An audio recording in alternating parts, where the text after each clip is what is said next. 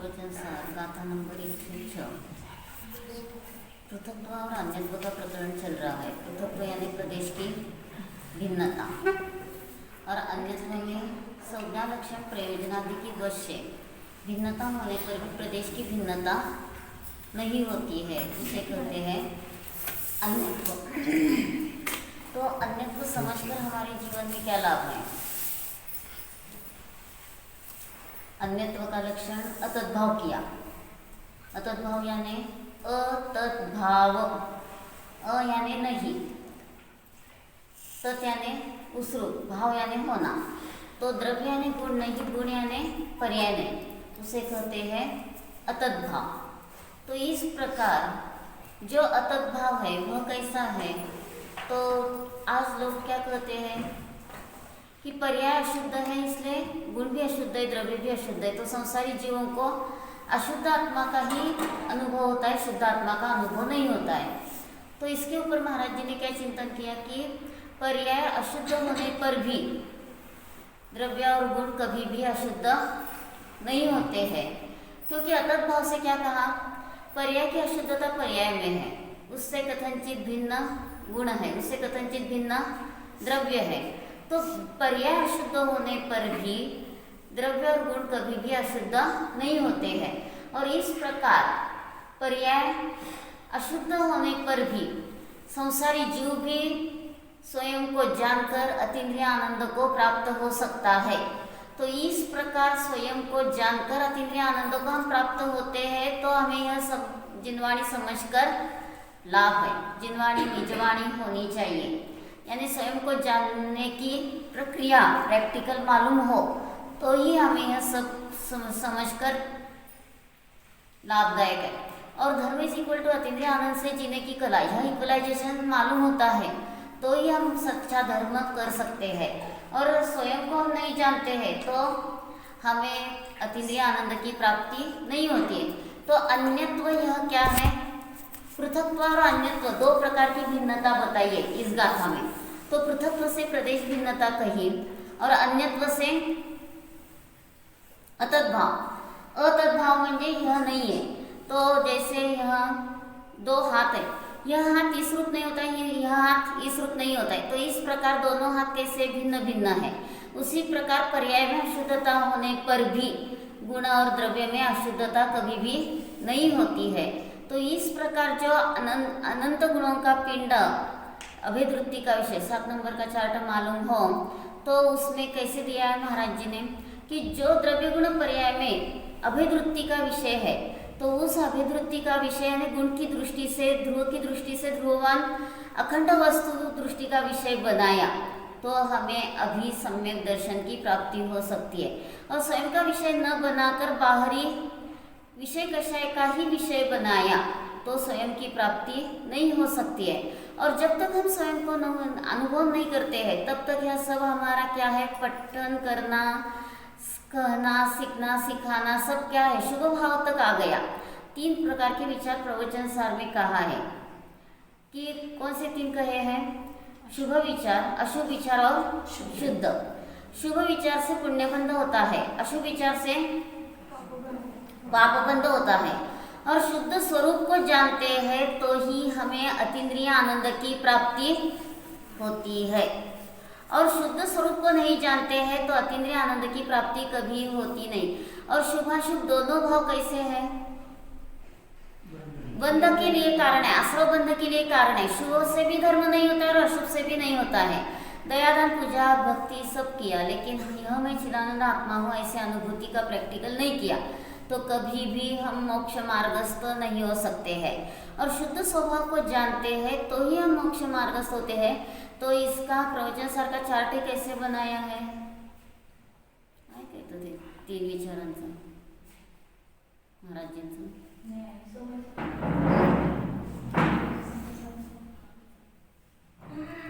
तर समयसारमध्ये किती पानावर आहे काढा.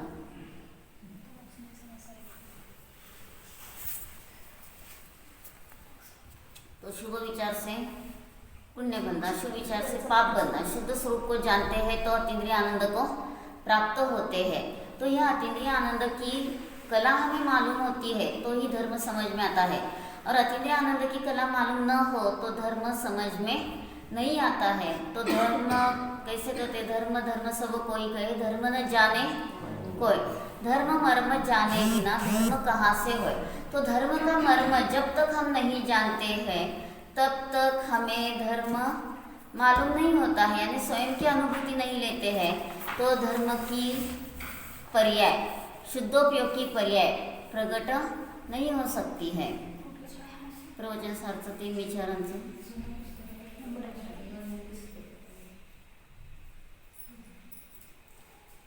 3 विचारांचं नाही का प्रवचन सारचं, जरासं पानं चालली तर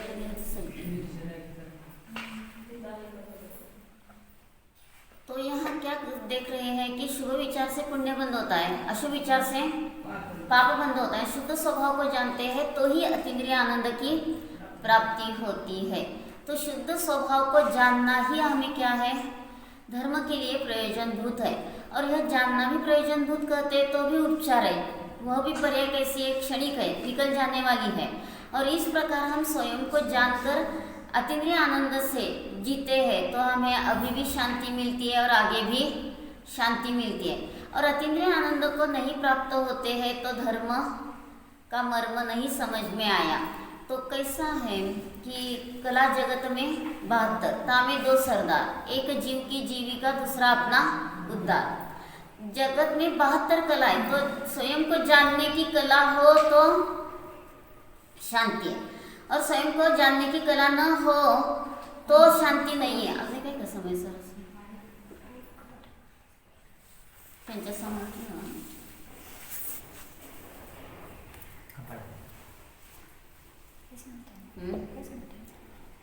तेच की त्यांना हर्ष ते सगळ्यांना बघायला येतात, ते का राहते प्रवचन बंद हातच ते बंद करून मला ते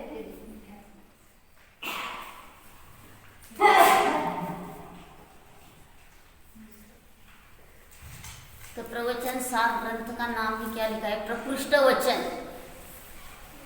उसे कहते हैं प्रवचन। तो इस प्रकार प्रकृष्ट वचन यानी जिनवाणी कहाँ से निकलती, दिव्य ध्वनि से। तू थोड़ा सा पुढं सरका समजे त्यांना दिसल, फक्त शास्त्राला लागू नको।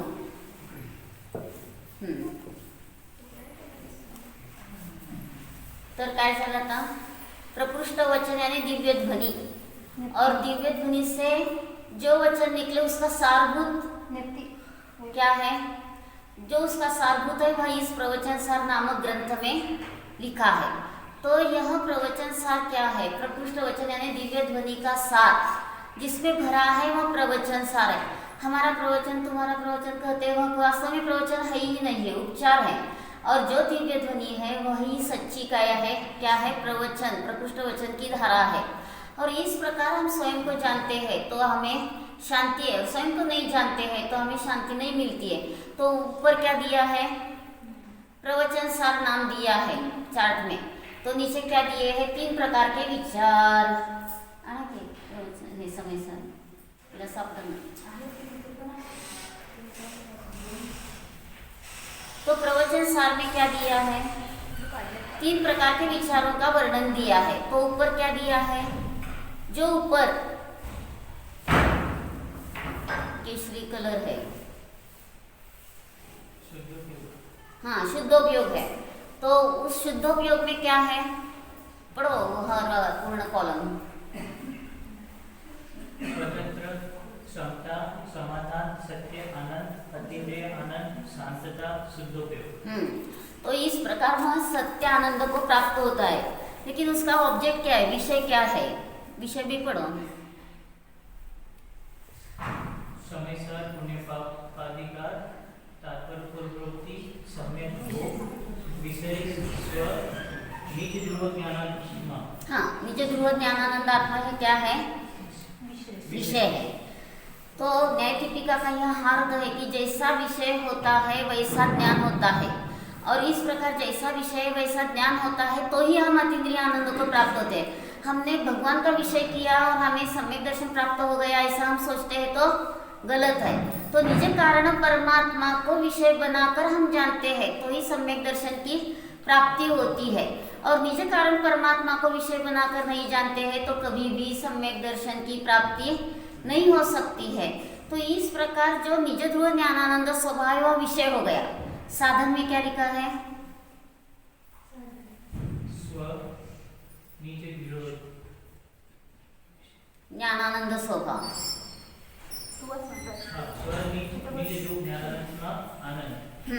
तो जैसा विषय वैसा ज्ञान हो गया। टेबल को टेबल कहा तो गलत नहीं है, लेकिन टेबल को हम कुर्सी कह रहे हैं तो क्या हो गया? गलत हो गया। तो इसी प्रकार ज्ञानानंद स्वभाव को विषय बनाकर हम जानते हैं तो हमें अभी भी शांति है और आगे भी शांति है। और ज्ञानानंद स्वभाव को विषय बनाकर नहीं जानते तो अभी भी दुख है और आगे भी दुख है।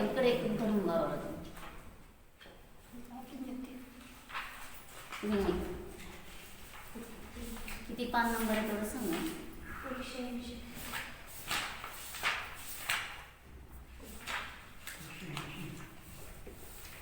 जरा सगळ्यांना 180.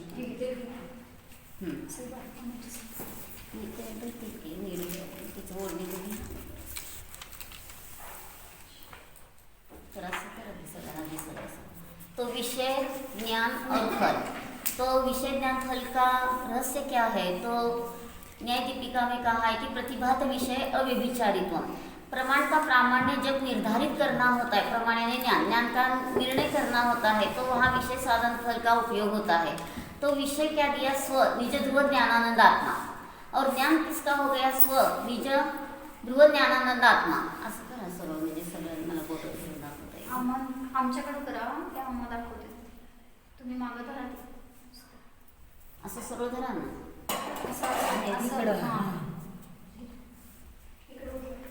आम्हाला पण याच्याकडे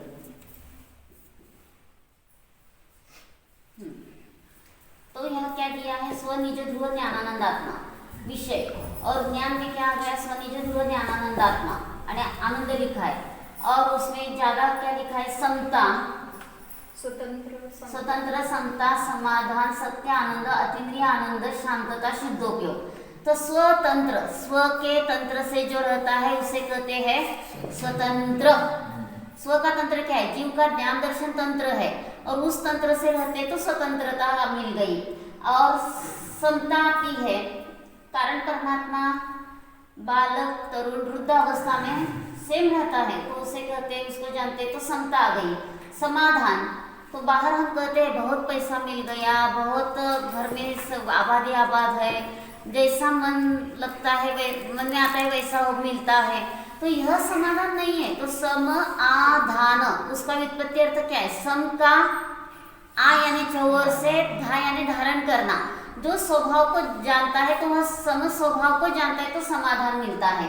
तो इस प्रकार समाधान, सत्य आनंद, अतीन्द्रिय आनंद, शांतता, शुद्धोपयोग की प्राप्ति होती है. और फल में क्या लिखा है?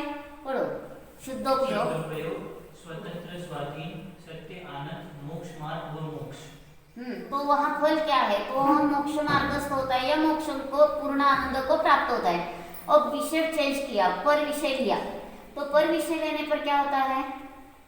ज्ञान में पर जानता है, स्तुति करता है भगवान की, सुख मानता है, लेकिन वह सुख कैसा है? इंद्रियजनित सुख मिलता है. इसलिए उस व्यक्ति को ऐसे क्या दिख रहा है? सोनेरी स्वर्ण बंधन बेड़िया दिखाई है.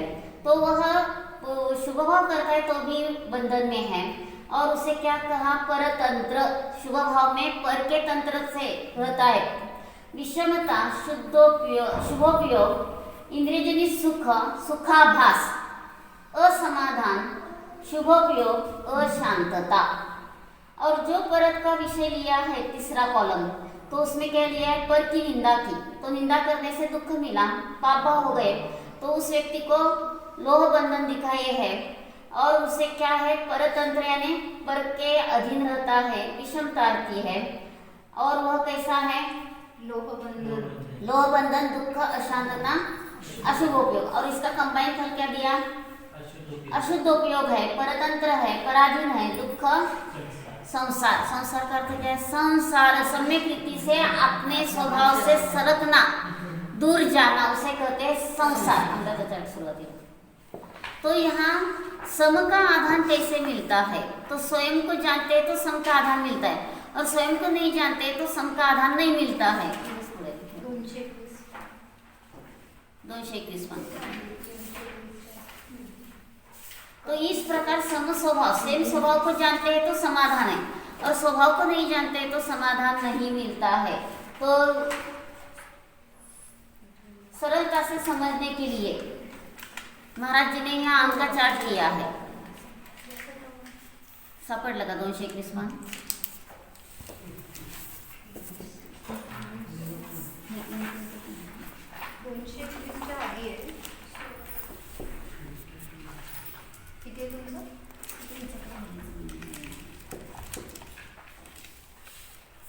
तो यहाँ क्या दिया है? सापडलं का अंकाचा चार्ट? थोडं 2 पान पुढं, तिथंच 2 पान। हाँ, तो चार्ट कैसा है? 2 कॉलम किए हैं। शाश्वत अविनाशी ध्रुव, जो कांस्टेंट रहता है तो उसे कहते हैं शाश्वत अविनाशी ध्रुव, और यह क्षणिक अवस्था पर्याय कैसी होती है? चेंजेबल होती है। तो इस प्रकार यहाँ क्या है? आम में स्पर्श रस गंध वर्ण कैरेक्टरिस्टिक है, गुणधर्म है, और आम की क्या है पर्याय? अति नरम, बुरा स्वाद, दुर्गंध, काला। और यह चार्ट कैसे पढ़ना है? नीचे से ऊपर। नीचे से ऊपर क्यों पढ़ना है? तो एक तो कर्णानुयोग की शैली, निषेक की रचना नीचे से ऊपर रहती है। दूसरा कारण दिया है पर्याय की ऊर्ध्व प्रचय, यानी नीचे से और रचना होती है, ऊर्ध्व प्रचय होता है, इसलिए नीचे से और पढ़ना है। और तीसरा दिया है विकास नीचे से ऊपर होता है, अधोगति से ऊर्ध्वगति तक, और गमन भी कैसा होता है? सिद्धशिला को जाते समय ऊर्ध्वगमन होता है, इसलिए नीचे से ऊपर पढ़ना है। तो पहला क्या दिया नीचे? निश्चय दृष्टि। निश्चय दृष्टि का दूसरा नाम द्रव्य दृष्टि दिया है, और व्यवहार दृष्टि का दूसरा नाम पर्याय दृष्टि दिया है। तो निश्चय दृष्टि से स्पर्श रसगंध वर्ण कैरेक्टरिस्टिक कॉमन है, कांस्टेंट है। और कैसी अवस्था है? कड़ा, कठिन, खट्टा, असुगंध, हरा, यह अवस्था चेंजेबल है। फिर वह आम पक गया, तो स्पर्श रसगंध वर्ण एक गुण उसके कैसे है? कांस्टेंट है, लेकिन उसकी अवस्था बदल गई, नरम, मीठा, सुगंध और पीला, यह अवस्था बदल गई। और फिर आगे क्या दिया कि वह आम सड़ गया, तो वह स्पर्श रसगंध वर्ण एक गुणधर्म तो कायम है, और उसकी अवस्था कैसी हो गई? अति नरम, बुरा स्वाद, दुर्गंध और काला। तो यहाँ अवस्था की दृष्टि से देखते हैं, अवस्था की दृष्टि से देखते हैं तो विषमता आती है, और वह का वह गुणधर्म स्पर्श रसगंध वर्ण वाला स्वभाव कायम है, यह जानते हैं तो समता आती है। तो इस सेम स्वभाव को, सम स्वभाव को जानते हैं तो समता आती है, और पर्याय को जानते हैं तो विषमता जानते हैं तो कभी भी समता नहीं आती है। तो इस प्रकार यहाँ आपने ऊपर घटाया है निश्चय दृष्टि। निश्चय दृष्टि किसे कहते हैं?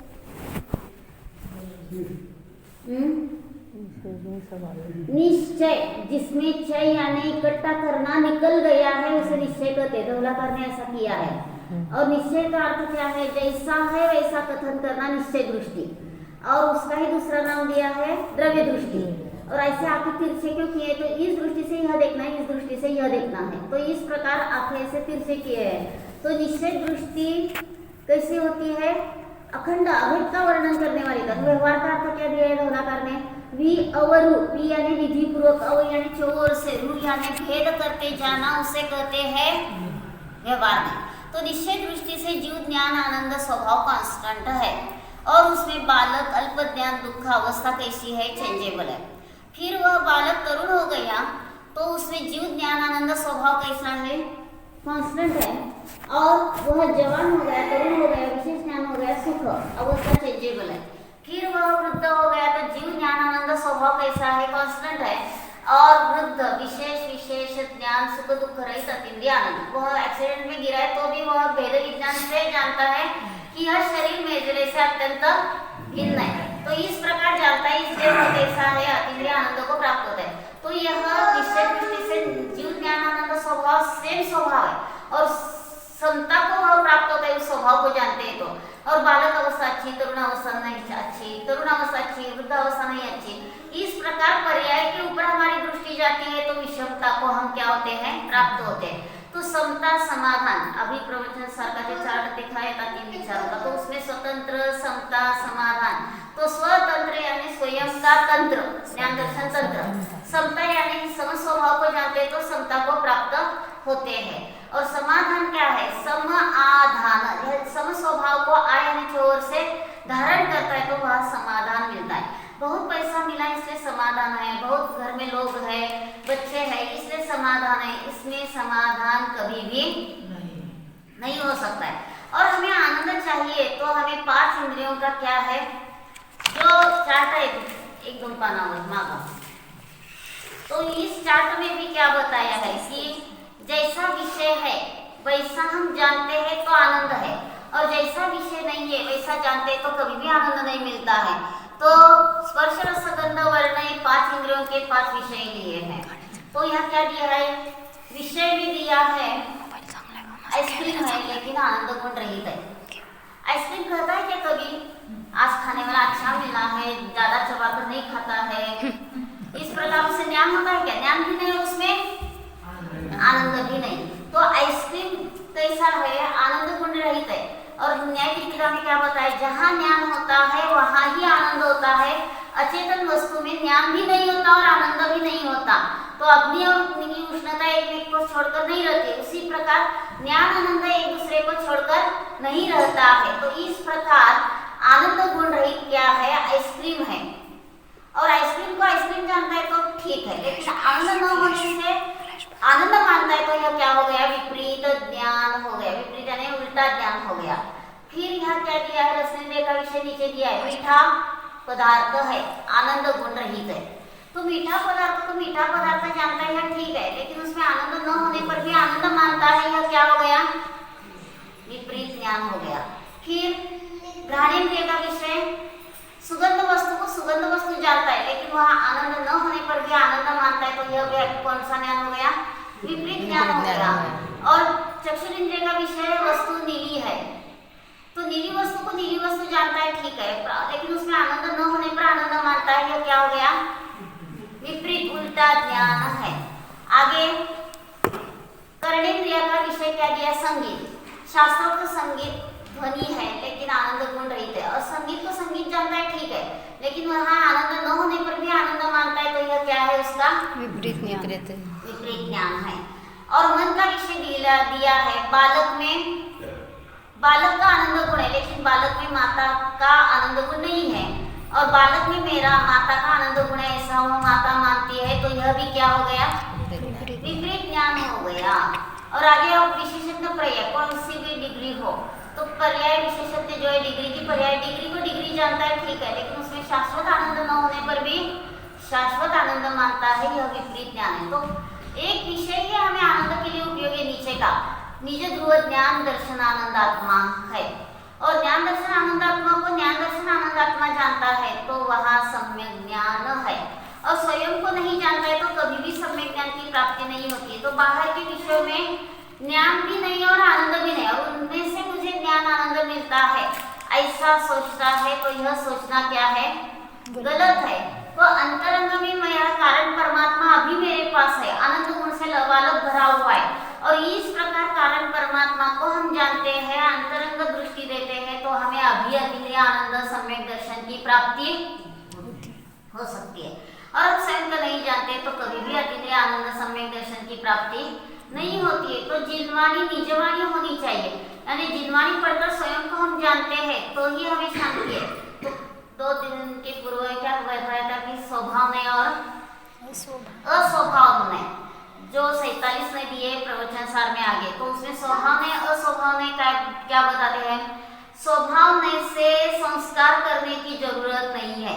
गुलाब का कांटा इतना टोकदार होता है, किसी फैक्ट्री में डालकर उसे टोकदार करते हैं क्या, तो यह स्वभावने का उदाहरण है। और अस्वभावने क्या है, तो अस्वभावने से कहते हैं कि जो लोहा के यहाँ तीर तैयार करते हैं तो उसको तपाकर उसमें बहुत ठोके देकर उसको तीक्ष्ण करते हैं, तो यह अस्वभावने का उदाहरण है। तो स्वभावने से क्या कहा, संस्कार की जरूरत है। तो त्रिकाल ध्रुव कारण परमात्मा उससे संस्कार करने की जरूरत है। लेकिन पर्याय में हमारी ये कौन सी रुचि चल रही है? काम, भोग, बंध, कथा, शुभाशुभ भाव और शुभ को धर्म मानते हैं, अशुभ को धर्म नहीं मानते। तो इस प्रकार जो हमारी शुभाशुभ की रुचि, विभाव की रुचि चल रही है, तो यह अस्वभाव ने से क्या कहा, इस विभाव संस्कारों को दूर करने के लिए स्वभाव ज्ञान दर्शन है, ऐसा संस्कार करते हैं तो अस्वभाव ने से संस्कार की जरूरत है। और इस प्रकार हम स्वभाव को जानते हैं तो अभी भी शांति और आगे भी शांति, और स्वभाव को नहीं जानते तो अभी भी दुख है और आगे भी दुख है। तो पूरी न्याय दीपिका महाराज जी ने किस अपेक्षा से लिखी है कि अनुभूति कैसी सहज सरल होती है, और अनुभूति लेते हैं तो हमारे जीवन में संक्रांत आ गई, संक्रांत सम्यक क्रांति आ गई। तो कैसी क्रांति आती है? बाहर का तिळगुळ खाल्ला, काय काय केलं, हलवा खाल्ला, तिळगुळ या गोड बोला म्हणायचं, थोड्याच वेळात कडू बोलायचं, तर ह्याला संक्रांत म्हणत नहीं। तो जो स्वभाव को जानता है, स्वयं में रहता है, तो यह सम्यक क्रांति हो गई। और जो स्वयं को जानता है तो उसके जीवन में अतीन्द्रिय आनंद लबालब प्रकट होता है, और इस प्रकार वह अतीन्द्रिय आनंद को प्राप्त होता है तो सच्ची संक्रांत हमारे जीवन में प्रकट हो गई। और स्वयं को नहीं जानता है तो सम्यक क्रांति भी नहीं होती है। तो एवरग्रीन कैसे रहना है? पहले 2 शक्तियाँ क्या बताती है समय सारथी 47 शक्ति में, कैसे जीना और किसके ऊपर जीना। तो किसके ऊपर जीना, यह प्रॉब्लम जीवित्व शक्ति ने छुड़ाया है। तो हम जीवित्व शक्ति और जीते हैं, बाहर की अन्न हवा, बाहर की वस्तुओं पर हम नहीं जीते हैं। और कैसे जीना है? चैतन्य रूप से। तो चिति शक्ति कहती है चेतन रूप से जियो। तो इस प्रकार चेतन रूप से हम जीते हैं तो क्या हो गया, हमारे जीवन में सम्यक क्रांति आएगी। तो दूसरी चिति शक्ति किस पर जीते हैं? पहली शक्ति बताती है जीवत्व शक्ति। और कैसे जीना? तो चिति शक्ति कहती है चैतन्य रूप से जीवो। तो भजन में क्या कहते हैं? आज हमारा उपयोग पलट्यो, आज हमारा उपयोग पलट्यो, चैतन्य भासरयो रे, प्रभु तारा ही रंग में रंगी गयो रे, रंग रे, प्रभु तारा ही रंग में रंगी गयो रे। तो आज हमारा उपयोग पलटा, तो शुभाशुभ रुचि सब समाप्त हो गई, और इतना अंतरंग में स्वभाव को वेदन कर रहा है कि चैतन्य ही भास रहा है। और इस प्रकार स्वयं के चेतन में भी क्या शब्द है? व्युत्पत्ति अर्थ क्या है? चे यानी चिति शक्ति का वाचक है चैतन्य, और तन जिसका चैतन्य ही तन यानी शरीर है उसे कहते हैं चेतन। पूर्व में नौकरी होती थी, नौकरी यानी नौकरी, 9 लोगों की करती हुआ नौकरी। आगे क्या हो गया? चाकरी, 4 लोगों की करने की हो गई। सैलरी, उतनी सैलरी मिलती थी। हाँ, और फिर वेतन 2 लोगों का होता है वेतन, 2 टन का होता है उसे वेतन कहा। और आगे आप क्या हो रहा है? तनख्वाह, तनख्वाह 1 टन को खाने को मिलता है, दूसरों की सुविधा नहीं होती, वह तनख्वाह। तो यह बाहर का क्या है, सब हमारे लिए उपयोगी नहीं है। तो जो हम स्वयं को जानते हैं, चैतन्य चेतना जिसका तन यानी शरीर है, उस चैतन्य स्वभाव को जानते हैं तो हमें क्या है? अंतरंग शांति मिलती है। और चैतन्य स्वभाव को नहीं जानते हैं तो हमें अंतरंग शांति नहीं मिलती है। तो इस प्रकार हम अंतरंग अतीन्द्रिय आनंद को जानते हैं तो हमें शांति। तो न्याय दीपिका में क्या बताया है? टेबल को टेबल जाना, प्रतिभात विषय अव्यभिचार। और उस टेबल को टेबल जानकर हमारा वह ज्ञान कैसा पर विषय करके होता है तो वहाँ शुभाशुभ भाव हो गए। लेकिन अंतरंग स्वभाव को विषय बनाकर हम जानते हैं तो हमें अभी भी शांति और आगे भी शांति है। तो स्वभाव को विषय बनाकर जानते हैं तो ज्ञान किसका हो गया? स्वयं के कारण परमात्मा का ज्ञान हो गया। तो वह फल क्या है? अतीन्द्रिय आनंद।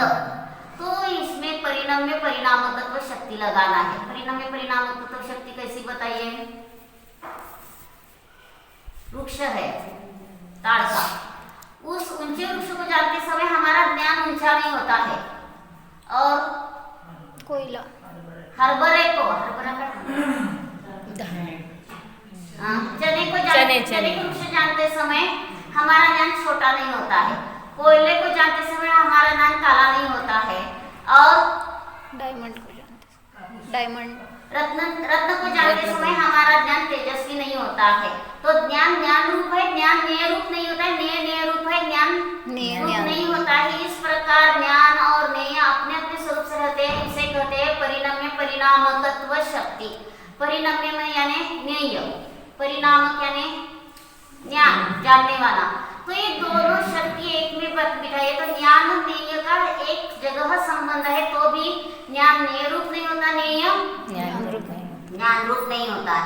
इस प्रकार हम जानते हैं तो अभी भी शांति और आगे भी शांति है, और स्वयं को नहीं जानते तो अभी भी दुख है और आगे भी दुख है। तो ध्यान इतना सरल सुलभ है कि अंतर में हमारा उपयोग गया कि हम स्वयं को जानते हैं।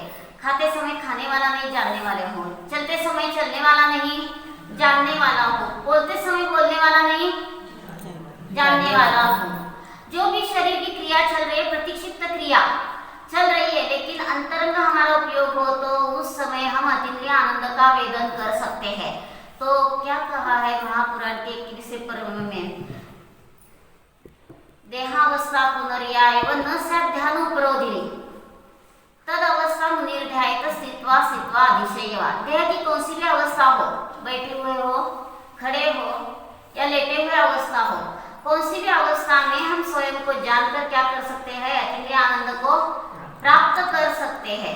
और इस प्रकार हम अंतरंग में उपयोग लगाते हैं तो कभी भी हम आनंद भोग सकते हैं।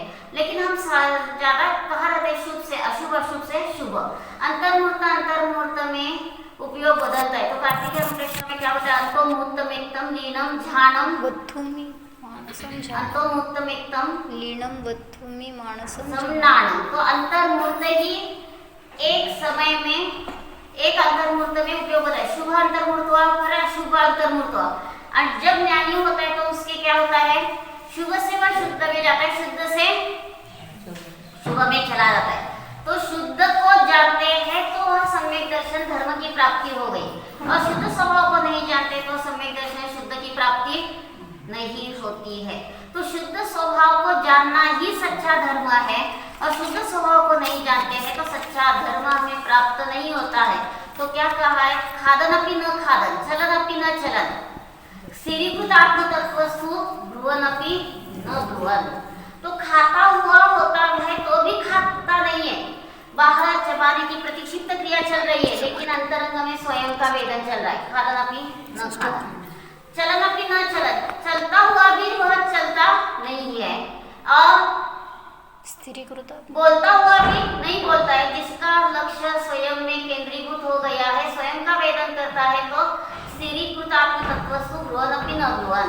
तो स्वभाव को जानता है तो इस प्रकार बोलते हुए भी नहीं बोलता है। तो संक्रांत कहाँ होती है, अंतरंग विचार की धारा बदलकर शुद्धोपयोग बारंबार हम अनुभव में लेते हैं, प्रैक्टिकल में लेते हैं, तो संक्रांत हो गई। और फिर बाहर का क्या किया, तिळगुळ खाल्लं, काय हलवा खाल्ला, संक्रांत झाली म्हटलं, तर ती खरी संक्रांत नाही। सम्यक क्रांति हमारे जीवन में चैतन्य रूप से जीने की सम्यक क्रांति होती है तो संक्रांत हो गई। और इस प्रकार हमें क्या है कि स्वयं को हम जानते हैं तो संक्रांति हमारे जीवन में अवतरित होती है, और यह संक्रांत हो तो हम सच्ची रूप से क्या है, धर्म कर सकते हैं। और स्वयं को नहीं जानते तो हमारा जीवन बदल नहीं सकता है। तो अनेक जन्म हमारे किसमें गए, खाना पीना सोना उठना, इसमें आया गया, खाया सोया, ये सब संसार की माया। माया माया यानी ज्ञान लक्ष्मी, या यानी आता म्हणतो आपण पाहुण्याला, या आ गए लोग आ गए परगाव से, तो उनको या यानी निकल जाओ। तो इस प्रकार जिसमें ज्ञान लक्ष्मी निकल जाती है उसे कहते हैं माया। तो इस माया को हम क्या कर रहे हैं, अनादिकाल से विचार में ले रहे हैं, लेकिन अंतरंग हमारी चेतना, अंतरंग में अनंत गुणों का वैभव है, इनर स्टेट है, और उसको हम जानते हैं तो यह बाहर की माया अपने आप समाप्त होती है। तो जो स्वयं को जानता है तो उसकी क्या है, शांति अंतरंग में प्रकट होती है, तो ही मार्गस्थ होता है। तो चार अनुयोग क्या है? प्रथमानुयोग, करणानुयोग, चरणानुयोग और द्रव्यानुयोग। प्रथमानुयोग कहता है ऐसा था, चरणानुयोग कहता है इसे छोड़ो, करणानुयोग कहता है ऐसा होने से ऐसा होता है, और द्रव्यानुयोग कहता है ऐसा है।